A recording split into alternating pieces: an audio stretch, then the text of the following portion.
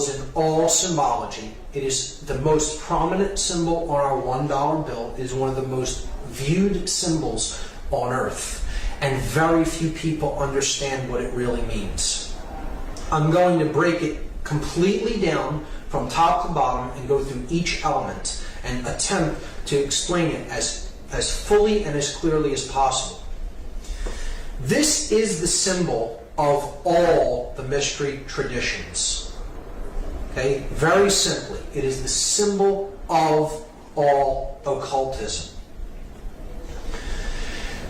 Of course, it is Egyptian in its thematic representation and its symbolic representation. It is Egyptian, and there is a reason for that. We see the elements of the symbol being the words Anuit Coeptus at the top. Then we have a pyramid with its capstone missing. The capstone is cut off, so it is an incomplete pyramid.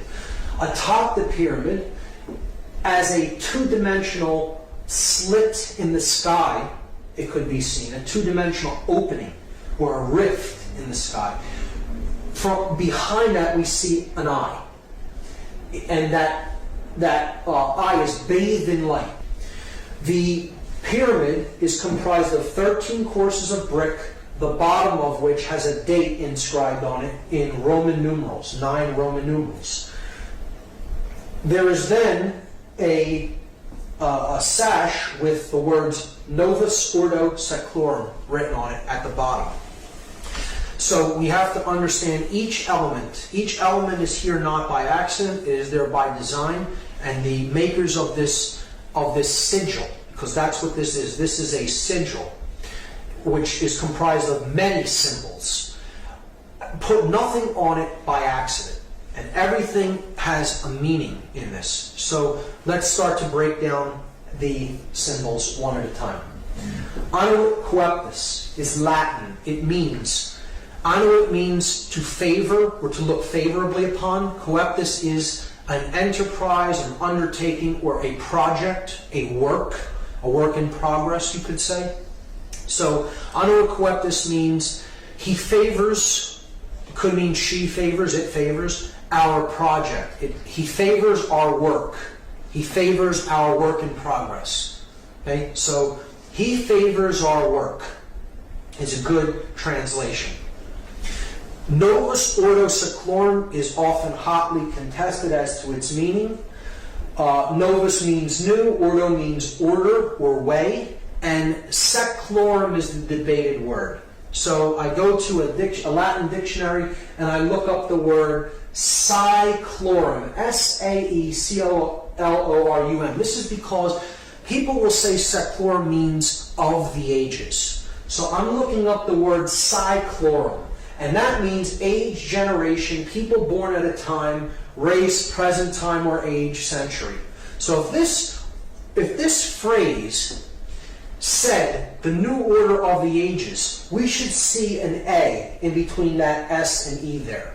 It would say Novus Ordo Saeclorum, but it says Seclorum. So clearly that's not the definition. Many people will say that that's what it means. It does not mean of the ages. Okay?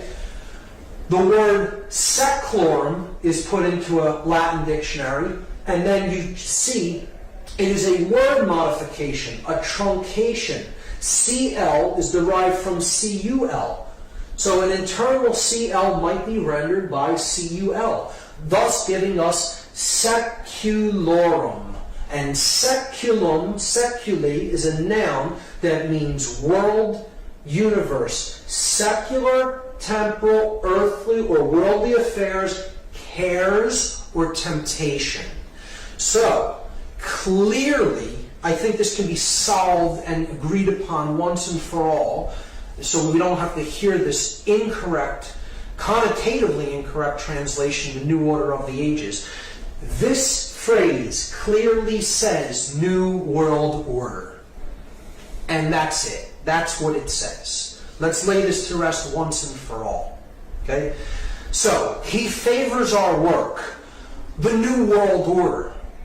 and you have an eye in the triangle looking out from another dimension of space into our realm. The light is pouring through the scene from that realm, and a pyramid is being built. So, he favors our work, the New World Order. Who favors the work? What is the work? And what is the New World Order? So, clearly, this is the being that favors the work. This project is the work that's being done. Okay, this is the incomplete project. This is the date that the project could be begun or finished, depending on how we look at the seal. So, we have to understand a little bit about Egyptian cosmology and the main solar god, the solar disk, which we looked at as Horus, as Ra. Set is the dark incarnation of it. Really, all of these principles could be encapsulated as one solar god known as Aten, or Aton. Depending on the spelling, it could be spelled A-T-O-N or A-T-E-N. So, Akhenaten of 18th dynasty Egypt was actually named after this. He's a pharaoh of 18th dynasty. He brought in the concept into Egyptian cosmology of a one God that is the overarching ruling aspect of everything, known as the Aten. And he named himself after this god. Akhenaten means the spirit of the Aten, the solar god. So that is the being here, the Aten. Now that could mean a couple of things depending on how we look at this symbol. But let's just let it be seen as it is the solar principle, the solar god, the god of light, the bringer of light. So it could be also seen as the word Lucifer. Lucifer comes from two Latin words, lux meaning light, and fere meaning to bear or to bring or to carry. So it is the bringer, the carrier of light. Now, this could mean two different things. We have to understand that Lucifer and the Aten are the same basic principle, the same symbolic principle, and they are a dual god. There is a light aspect of the sun god, the one that brings true light of awareness. And then there is the dark aspect of light. So one can be truly illuminated and really possess the light, really possess the knowledge. And then there is one who can be born into the dark light. Those who have knowledge of how things really work, but the way they're using it is for the ego.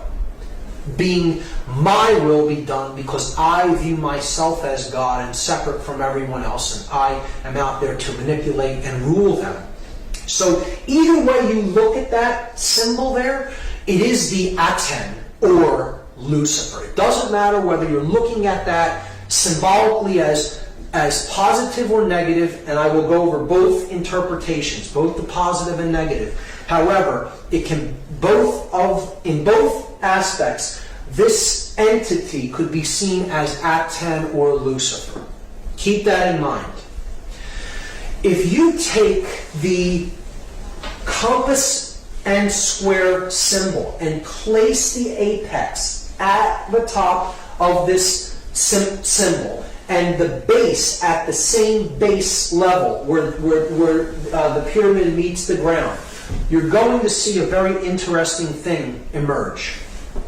If we just trace the 5 points of the compasses and squares, the 2 compasses, the 2 edges of the square, and then the middle part that both share, the line of symmetry between them.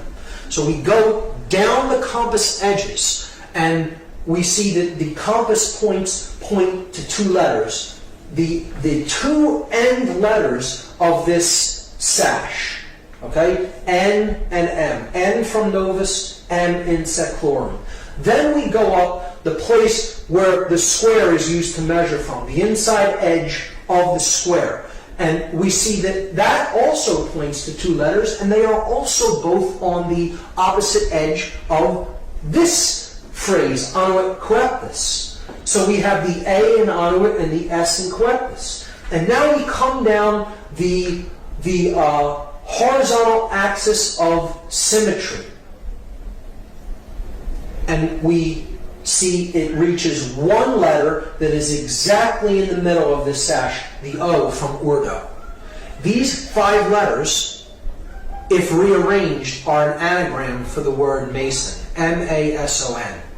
And this is the symbol of all Masonry. It is the symbol of all builders. And who are the builders? We all are the builders. We are all collectively on this planet the co-creators of our collective experience. Whether we are doing that creation unconsciously or consciously creating our experience, we are the builders of this world. And this is what we've built it into, what we currently have right now. So, who are the builders? We are the builders. But there's 2 different types of Masons. See, there are Masons that build with stone. They build the pyramid upward. They're building with stone. If you connect these 5 symbols as they are connotatively used in this seal, they form an inverted, skewed pentagram. And an inverted, skewed pentagram, if you look into dark occultic symbology, is always used as a symbol of pacts. It's a symbol of pacts, of promises made, to be something to be fulfilled, to be delivered upon completion of something else. So again, we saw that these 4 arms represent the material world, depicted as the upward pointing pyramid, the brick, the physical object, and they are crushing the spirit, the 5th element, into the ground, burying it under the weight of the pyramid. See, the dark builders, the dark Masons, those who are building toward a world of male domination, the blade. See, they're building with bricks. The bricks are people who are trapped in physical 5-sense reality and left-brain prisonhood. They are those who can not change. They have one form and it's hardened. A brick was once malleable clay that could be shaped, molded, take different forms. It flows easily. Change comes easily to it. But when it is baked in the left brain, solar, male dominator consciousness, it becomes hard and immobile and immovable. It becomes a brick. And that's what the male dominator world is being built with. The bricks baked into one form. The unit form. Those in unit form cannot see what is. Not see. They cannot see. They are not sees. See? They are baked into one form, the brick. Okay? And they're being used as elements to build the blade world. And the blade world will be ruled by those who are in the light. They are the blade, the male dominator sorcerers. They have the light, but everyone else is in ignorance. And when you complete this structure, the light goes out from the scene. See, they're building the blade. If you complete this structure in brick, they have all the light, and the entire world is bathed in darkness. That in that symbol, the Aten or Lucifer represents the sorcerer, and he is completely trapped in ego. The ego-bound consciousness. It's the I in the triangle. I am God, the sorcerer says to the world. And I will make everyone in this world and the entire world in my own image and likeness. But I will have all the light, and the light will be blocked out to those in ignorance and in one form. And the male dominator world will be born into existence, and it will bathe the world forever in darkness. That's the negative connotation of this symbol. See, you'll notice it's the blade without the chalice. See, these other 3 points make the chalice, but it's gone, it's ghosted. Just like it's been ghosted through human sacrifice, through the cremation of care. Right? It's been ghosted through the removal of the sacred feminine from the Trinity, and through not caring about what goes on in the world. The sacred feminine is removed, it's ghosted, but the male principle is embodied in stone. And that's the project, that the New World Order project that the Dark Masons, the builders with brick, are building into manifestation. Now, there is a light side of this symbol. Again, he favors our project, the New World Order. If the true God of creation, the true bringer of light, the awakened neocortex, the prefrontal cortex, the opening of the third eye, the stone the builders rejected, the Christ consciousness, so to speak, the true bringer of light, right? The true aspect of Aten, the solar mind, right? If we, as the other kind of Mason, are trying to do the work that he favors, the true bringer of light, the true God of creation, and create the positive New World Order, our job as the builders of this project is to remove the brick from the top down, a little at a time, from those who we can help to work, smaller groups, gradually removing and helping people to change in larger and larger and larger groups. And if that pyramid is razed to the ground, is removed from the scene, there's nothing to block out that light of creation. And it comes down and joins with the earth. So the earth is not bathed in darkness of the male dominator blade world. Instead, it's bathed in light because the bricks are gone. Those who cannot change are gone. They've made the change, the metamorphosis, the transfiguration, the transformation in consciousness. And they've been raised to a higher level of awareness. So that's the opposite, the positive New World Order. Masons often tear stone down. And the light Mason, the light builder, the light worker, wants to tear this stone down so the light comes down and join up with the earth to create the positive New World Order. And in that aspect, this is a powerful, magnificent symbol of the true mystery traditions. The object is to remove that pyramid of male domination and bring the light down to the earth. So we see that this is the symbol of Solomon encoded into it. The male aspect, here's the the yang, light aspect of consciousness, combined with the feminine yin, dark aspect of consciousness to create the seal of Solomon. As above, so below. The Hermetic principle encoded into the seal of Solomon. See, depicted there.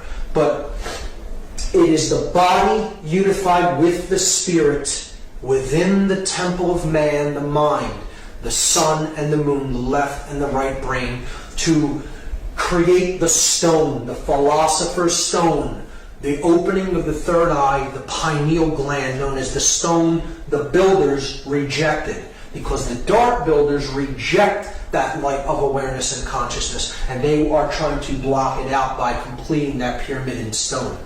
So that is my analysis of that symbol, and it's amazing when you get into it and really study it for yourself and really go deep into the symbology. And it gets even better when you start to look at that date on the bottom of the pyramid, because